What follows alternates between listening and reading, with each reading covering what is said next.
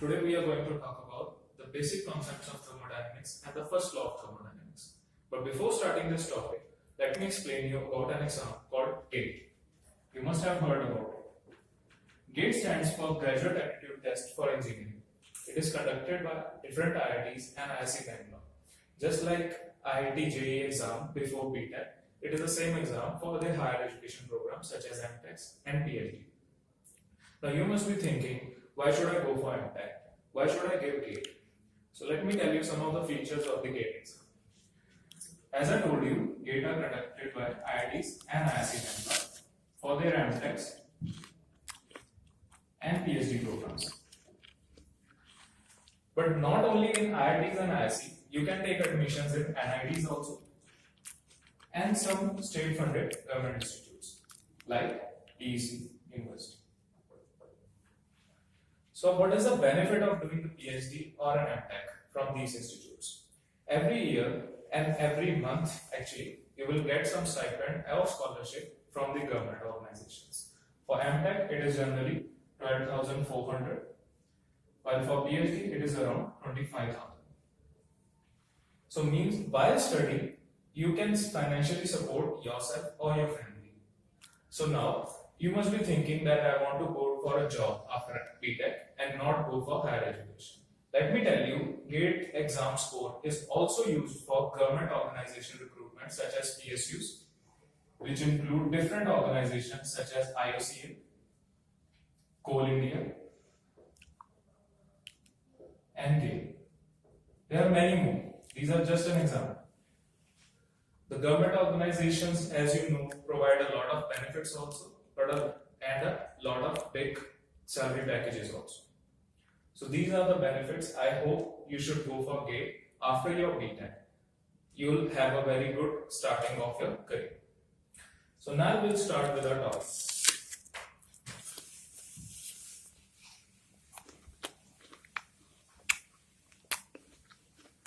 The first question that always comes is, what is thermodynamics? Thermodynamics is actually the study of energy in an equilibrium state. Now the question arises, what is equilibrium state? Let's suppose you have a system. In it, you are noting down temperature, pressure, its chemical composition, let's say the phases also. An equilibrium is attained when at each and every point in the system, the temperature is same, which is known as thermal equilibrium. The pressure is same, which is known as mechanical equilibrium. The chemical composition of each and every element is same at every point in the system, which is called chemical equilibrium. And the last one is phase equilibrium, suppose we have ice and water. So if the mass of ice and water is constant throughout the system, we will say that it has attained phase equilibrium. So when these all four equilibriums are attained, we will say the system is in total equilibrium. So now, let us say that we had one equilibrium state with some temperature, pressure, chemical composition, phase, volume, and feature. After some time, means after some energy instructions in form of work or heat, it has attained some other values, say T1, P1, pH1. So after the attainment of this state, when a process has happened, the study of the energy states and the difference between these energy states, we will say that we are studying thermodynamics. Let me remind you that thermodynamics doesn't allow the study of the process that has taken place. That has become the part of heat transfer nowadays, if you must have heard of that thing. So that is the difference between heat transfer and thermodynamics. The thermodynamics only deal with the equilibrium states. So now let's talk about some of the basic features or some of the basic concepts that are used in thermodynamics. First, let's talk about what is a system and what is a surrounding.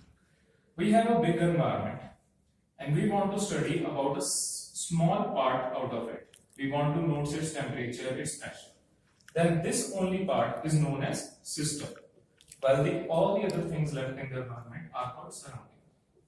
There can be a particular difference between system and surrounding, or there can be an imaginary line also. It depends on the type of system. So now comes the question, what are the types of system? There are basically three types of system: open, closed, and isolated. As the name suggests, in open system, what will happen that mass and energy of the system will interact with the surrounding. While in the closed system, only energy will interact while the mass will not. And in case of isolated system, both mass and energy will not interact with the surroundings. So after this, let's talk about the processes that are happening in thermodynamics. There are basically four types of processes. The first one is called isobaric process. Bar, as we know, is a unit of pressure. So this means that pressure in this case is constant. Similarly, the next is isochoric. In which the volume is kept constant during the process.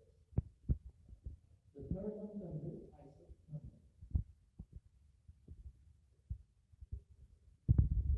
Temperature is equal to 1. And the last one is adiabatic, in which heat is kept constant. Here I have written Q is equal to constant and heat is equal to constant. But let me tell you, this equation doesn't make sense because heat is not a form of energy.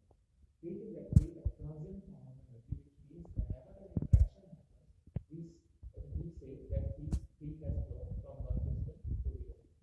Let's suppose we have a system and the other system at different temperatures, T1 and T2, where T1 is greater than T2. Then the energy will flow from T1 to T2. In this case, we said to them that heat is flown from first system to the second. But we will never say that Q was stored in this point. Every system is always having internal energy. No heat, no work. This internal energy, because of temperature, will flow from one body to the other. So based on that, we will say that heat is flown. Similarly, if for some other reason the energy has shifted from the first system to the other, except the temperature difference, we will say that work has been done on this system or by the system. So remember, Q and W, that is heat and work, are always transient condition.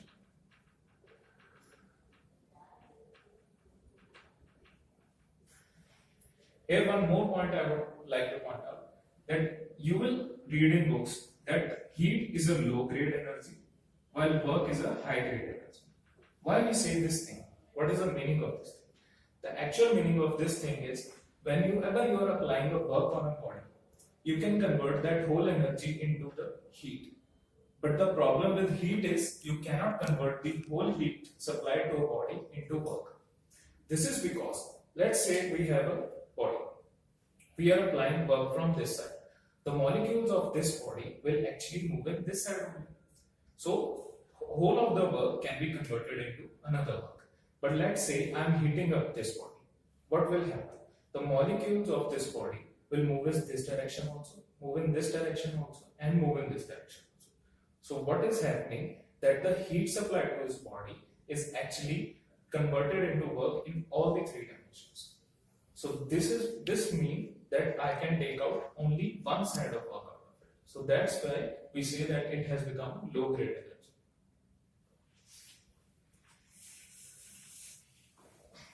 Now we have been talking about types of processes and everything. But actually, what is a process? And the question that comes next is, what is a cycle? For this, we have to understand two different charts called the PV and TS charts. PV stands for pressure volume and TS stands for temperature and entropy. We'll study about entropy in our next segment. So the PV charts, suppose at one state we have different pressure and volume for a system. And after another equilibrium state is attained, let's say it has reached T2, V2. So the path followed from P1, V1 to P2, V2 by the system, it can be like this, it can simply be like this or like this. These are called processes. So we can say like this is a constant pressure process because from this point to this point the pressure is same. Similarly, from this point to this point volume is same, so we will say it is an isochoric process. Similarly, we have isothermal and adiabatic process. But this process, from this to this, we are saying that entropy is constant, not the heat. So here comes another word called isentropic process. Some books will write that adiabatic processes and isentropic processes are same, but it is actually not like that. There is a word called reversible. You should remember that reversible adiabatic process is isentropic process. Now what is a reversible process? Let's say that you have reached from one state to the other, but now you want to go back to the one state. If by following the same path in the reverse manner, you can reach the initial state, then we say that this process was reversible process. But if by following the same path in reversible manner, you reach some another state 3, then we will say that it is an irreversible process. So always remember that reversible adiabatic process is called isentropic process, which means constant entropy.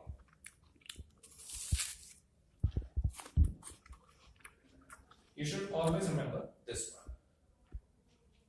So these were some of the basics of thermodynamics.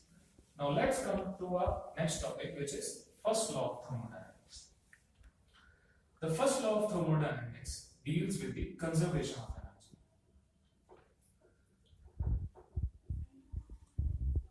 It will always say that energy in a system is always conserved. Means if it is getting some energy in the form of work or heat, it will actually increase its internal energy. So the equation for the first law is written mostly in the books. It is written as dq is equal to du plus dw. But where did this equation came from? For the derivation of this equation, we have two assumptions. Heat given to the system means if this is my system and heat is entered into it, we will say that it is taken as positive.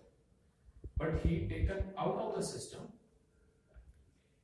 is taken as negative.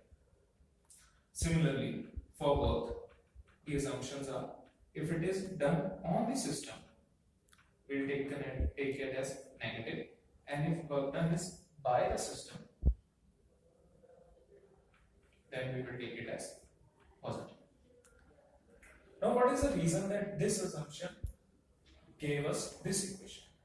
Let's say our heat interaction is 0. So dq becomes 0.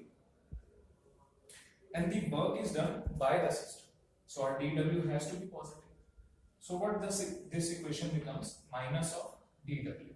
What means that if the work is done by the system, the internal energy change of the system will be negative. Means it will lose energy. Similarly, let us assume that dw is 0, but dq is there.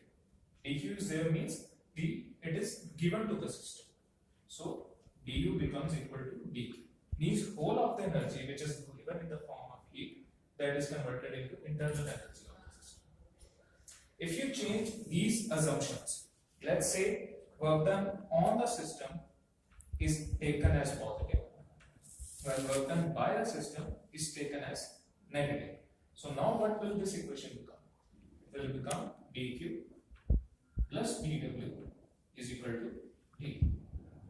Similarly, if you change the signs for heat, then again the equation will change. So never ever say that first law of thermodynamics is this line. You should always say that first law of thermodynamics deals with the conservation of energy. Another thing about the first law will never ever tell you about the possibility of a process. Let's say, according to this equation, this is a system. If heat is provided to this system and according to the first law, this whole heat can be converted into work. But as I told you earlier, all of the heat cannot be converted into total work because of the low grade energy. So the possibility of a process is only given by the second law of thermodynamics, which will be discussed in our next lectures. So these were the basic concepts and the first law of thermodynamics. At the end, I would just like to conclude, you must be thinking, why are we studying thermodynamics? What is the use of this thing in real life? And why is it so important in GATE? Let's talk about GATE point of view first. For a mechanical engineer, what are all the things that we have been doing in mechanical fields?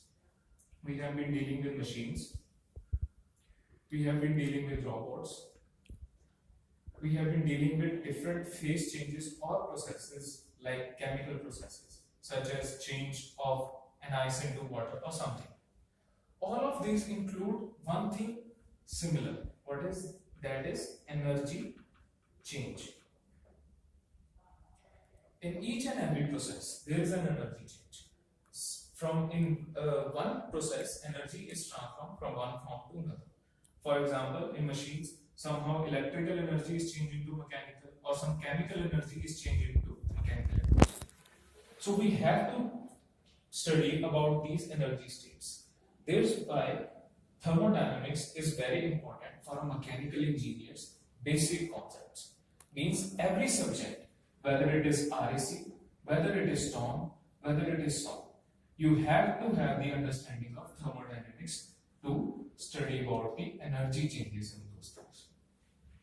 So for GATE, it becomes the basic for a mechanical engineer. Now the next thing, why is it important in real life? Let me give you some real life examples. In your refrigerator, let's say water is converted into ice. This is one example. In your automobiles, the working of your engine. Or let's go for a simple example. While you running a workout, your body temperature rises. What are the reasons for these things? What are the outputs of these things? How the energy is, how you get an energy for workout? How your engine is getting the energy? All these are related to thermodynamics. Let's say we talk about the automobile engine. The automobile engine is a cycle of different processes.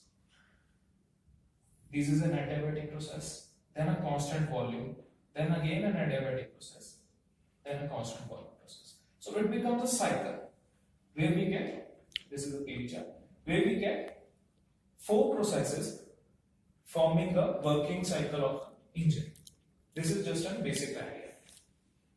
Similarly, for water conversion to ice, how is water getting converted into ice? That is again a temperature difference.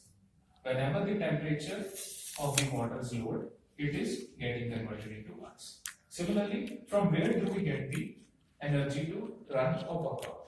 It is the chemical energy that we get from the foods and everything that we eat. That is getting converted into mechanical energy of our muscles.